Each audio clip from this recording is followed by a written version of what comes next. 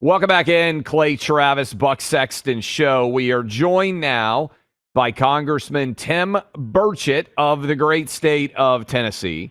Government is shut down. We're going to get into that. But, Congressman, you wanted to come on because you're as fired up as Buck and I were about the amount of stock trading that some of your colleagues are engaged in. And not just stock trading, some of the best timing that has ever existed in the history of the world. I mean, Nancy Pelosi is Warren Buffett level investing savant. Isn't this just, even if it's not actually improper, it certainly has the appearance of impropriety, which I think demeans the overall value of trust in public servants. I think you probably agree. It's kind of crazy, isn't it? I agree 100%, and thank you so much for letting me come on with you. It's an honor. Congress is broke, and it is crooked as a dog's leg, brother. There's no other explanation. When a congressman can make 600% return on their investment, and day in and day out, or 300 or 200 or whatever.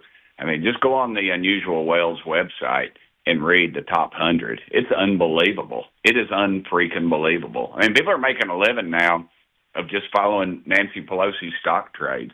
Warren Buffett needs to go to the front porch and sit there and play with his grandkids or something and just turn it over to Pelosi. It is unbelievable. And we can't even get the bill in committee.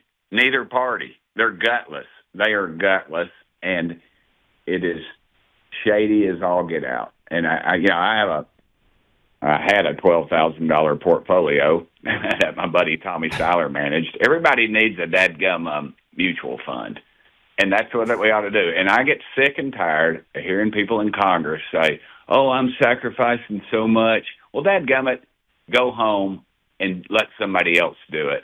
That's not sacrificing so much. America's tired of this garbage. It is broke. You've called it out. We've called it out. And here's what's going to happen. If we do get this bill to the floor, and Luna has Representative Anna Paulina Luna, she's going to try to, if we don't get this bill out that everybody's been working on, which is a little too big and a little too beautiful in my opinion, but still, she's going to take my bill, which is a clean bill. It just says no stock trading of, for members of Congress unless it's a mutual fund, and your siblings and your wife and spouse, whatever. And that's it. That should be it. Make the dadgum sacrifice. It's crazy. I make skateboards. And I'm 61 years old and I haven't broke my neck yet. I made one for Tulsi Gabbard a couple weeks ago, and she loved it. But I always tell people that when I work on these skateboards, it's cheaper than a psychiatrist. It's good therapy for me, but people want to buy them. So I'm trying to sell them. I went to the ethics people, and I literally have to I'm getting a business plan together. I've had to hire an attorney if I want to sell skateboards. But dadgummit, if I want to do insider trading, just become a member of Congress, and it rains on you. It is wild, and, I was going off on this, Congressman, because my thing is I now have resources. I've been in a position where I had nothing and actually owed a lot more money. Go to law school, it's not cheap. I owed a lot more money than I had assets for a while. But just doing what you're saying is actually really good advice. Buy S&P 500 index funds, buy big groups of stocks. We're not even saying certainly that members of Congress can't own stocks. It's just don't trade individual stocks. Like, this is having a blind trust in just having a large basket of mutual funds or index funds is actually really smart advice for anyone out there listening to us right now. And it's crazy to me that, first of all, your job should be pretty busy. The idea that you should be pulling out your phone and doing individual stock trades anyway, it just feels bonkers to me that this is going on. Well, some of them do hundreds of stock trades in a year. And can I give you one example that everybody can follow and can understand? During the Biden reign of terror, when he decided to give our missile defense system to Ukraine, which I don't vote for I haven't voted for any dollars for Ukraine. I'm sick of that. But anyway, that's another story. Well, it turns out that members of some of our military committees that had access to that information had bought stock. And guess what? The missile defense companies over just some of them a couple of weeks prior to it.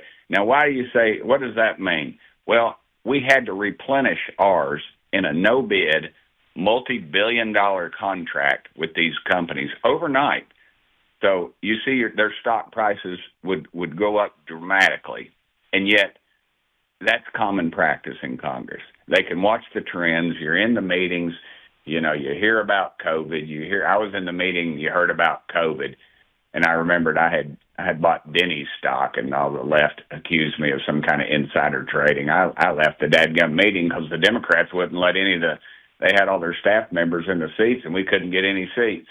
But anyway, I've just come to the conclusion that we've got too much information, and generally the vast majority of the people up there probably aren't doing something incredibly shady, but we know that this time in and time out, when they just seem to just defy all logic, the odds of trading, and every month they turn in these huge gains. And it's just baffling to me that we allow that to go on, and we can sit here and tell the American public that nothing's going on. How does this shutdown end up ending, Congressman? Like, where does it go from here? When Schumer sees his polling numbers declining, I think what's really behind it, and this is my theory, I've put it on people and they've agreed with me. Schumer is looking in his rearview mirror right now, and all he sees is AOC and that big grin of hers bearing down on him. He knows that she can raise millions of dollars overnight. That was me snapping my fingers. Overnight, Hollywood, all the elitists, they'll be throwing the money at her. And all he's doing is watching that New York mayor's race, where literally a Marxist communist will win, probably, unless God shines favor upon the poor folks of New York that don't know any better. By the way, God shining favor on the poor folks of New York actually means Andrew Cuomo should win. That's how bad of a situation they're in. Yeah. Well, that's you're very accurate. But the truth is that Schumer is watching his rearview mirror. He knows his polling numbers, and the reality is he needs to go back to flipping raw cheeseburgers on his grill, and playing with his grandkids if he has any, and get out of this thing. He has left. He wasn't a moderate, but he was just an old classic liberal, and now he's just turned far left as you can get. And all it is about staying in power. And that's what Washington, D.C. is truly about in leadership. They love the Suburbans. They love the, 4 deep with security. They love the spotlight. They love never standing in line. They love the security. They love the access. And, yes, the access to the inside information. And when they're out of leadership, it's gone. It's gone. All that is gone. And they can't stand it. And his time has come and gone, like a whole lot of them that need to be out of there. But that is why he's going to wreck this country, is just to keep himself in power. And Hakeem, he's out there talking about something. Nobody's paying any attention to him. He's saying how the House Republicans are shutting government down. We voted to keep the dadgum government open. Only one Democrat voted with us. And, the whole thing is just, it's so obvious. And as soon as his polling data flips on him, he'll be at the table with Trump, but he won't be till then. We're talking to Congressman Tim Burchett of Tennessee. How did you get into skateboarding and making skateboards? Well, I didn't smoke pot and I didn't drink, although since I've become a member of Congress, I've seriously considered taking on crack cocaine just to take off the edges. But no, I just always liked it. I like the physics of it, and I'm an inventor. I've always just make stuff, and I had a little piece of plywood and some old skates, and I put it on there, and I would just, and those are death traps, and I never, my dad would challenge me, if you can get to the end, see if you get to the end of the driveway or something, and eventually I would, and then I've always been fascinated by bamboo. It's poor man's carbon fiber. I read an article on it in 1980 in a National Geographic, and so I started.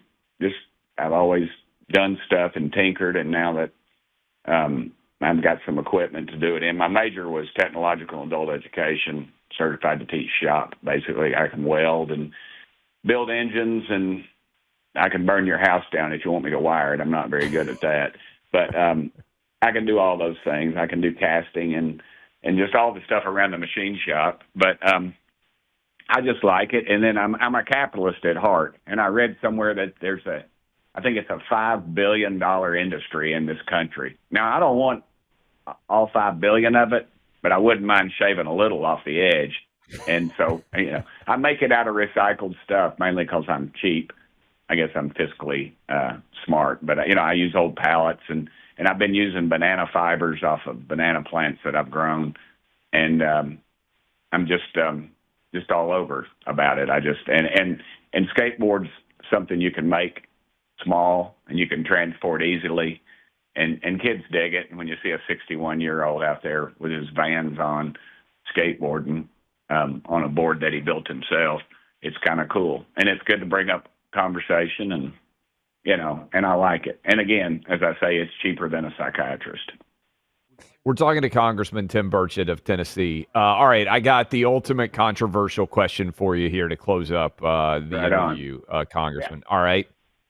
Better decision. Who made the better decision? Who made the worst decision? I know you are a big University of Tennessee football fan. Nico going to UCLA, transferring from Tennessee, going to UCLA. UCLA has now lost every game. His head coach has been fired. His offensive coordinator has been fired. Sorry, UCLA fans out there catching a stray. You didn't expect this, okay?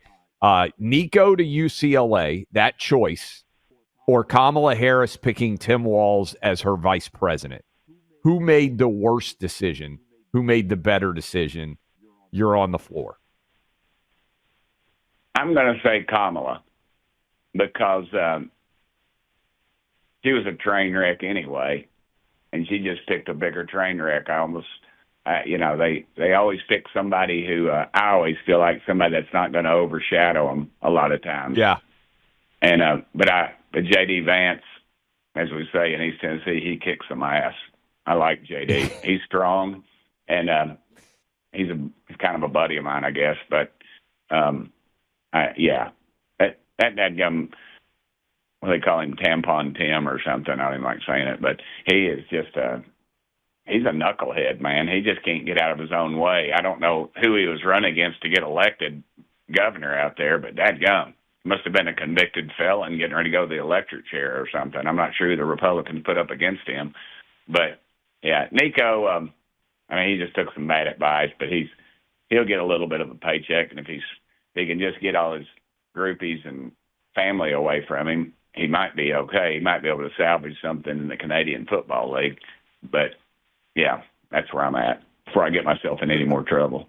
Well, I'm already thinking the headline for the New York Times is going to be Tennessee Congressman Tim Burchett praises Nico for his move to UCLA. Hey, this is a lot of fun. And I would argue, I love the Tim Walz. You may have seen the meme, Congressman, where it shows Barack Obama and he says, "I need someone dumber than me as VP." Joe Biden says, "I need someone dumber than me as VP." Kamala Harris says, "I need someone dumber than me," and it's Tim Walz. There's a lot of truth to that, and we have seen a rapid descent in intelligence across the board there. We appreciate the time. If people want to get the skateboard, by the way, where do they go? Well, nowhere yet. I've got a business plan. I got to put it on ethics, and so they can approve it or not. Hey, if Hunter can sell paintings for $500,000, I would think you could probably sell a skateboard for a couple of $100. But what do I know? Well, the Biden family couldn't spell ethics, so I just want to be the man my little girl thinks I am. So I'm going to try to follow the rules here. I'll get my lawyers involved, and we'll get it all worked out eventually. Hopefully by the end of the year. Hopefully in time for Christmas. That's the goal, just in time for Christmas. Hey, we appreciate the time. Go Big Orange, and we'll talk to you again soon. Thank you, brother. Appreciate y'all. Man, he is great. Congressman Tim Burchett of Tennessee. Let me give you good news. Gold's up 40% this year. Now, the downside is that's because people are like, I don't know if I have a lot of faith in the U.S. dollar right now because government's spending so much money. Inflation has skyrocketed and still it's kind of lingering around out there. And a lot of people have decided, as has been the case for centuries, that gold is a safe repository for your money because it's always going to have value. And if you've never done it before, Birch Gold can help you convert an existing IRA or a 401k into a tax-sheltered IRA in gold. You don't pay a dime out of pocket. This is just your opportunity to invest in gold, physical, tangible asset that has held value for centuries. The best indicator of the future is the past, and gold has always been a safe haven.